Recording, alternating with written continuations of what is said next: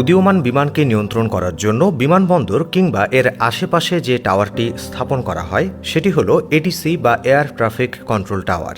সাধারণত এক এক বিমানবন্দরের এয়ার ট্রাফিক কন্ট্রোল টাওয়ার বাইরে থেকে দেখতে এক এক রকম হয়, কিন্তু কার্যকারিতার দিক থেকে তাদের তেমন কোনো পার্থক্য নেই।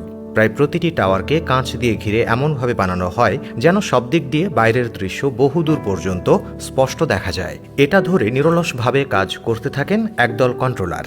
তাদের প্রধান কাজ হলো একটি বিমানকে নিরাপদে ল্যান্ডিং এবং উড্ডয়নের ক্ষেত্রে পাইলটকে পূর্ণ তথ্য দিয়ে সহযোগিতা করা। বাহ্যিকভাবে প্রতিটি এটিসি টাওয়ারের সাধারণত 3টি লেভেল থাকে।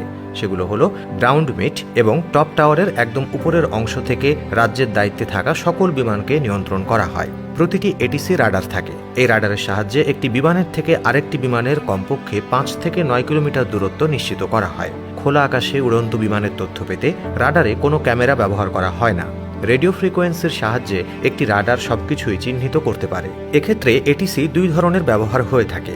একটি হলো প্রাইমারি রাডার এবং অন্যটি সেকেন্ডারি সার্ভেইল্যান্স রাডার। একজন কন্ট্রোলারের জন্য দুটি গুরুত্বপূর্ণ: বিমানটি কোথায় রয়েছে, কত উচ্চতায় রয়েছে এবং বিমানটির আশেপাশে কতগুলো বিমান রয়েছে। এসব খুঁটিনাটি তথ্য পাওয়া যায় রাডারের মাধ্যমে। তারপর সেগুলো একটি গ্রাফের মাধ্যমে ভেসে ওঠে কন্ট্রোলারের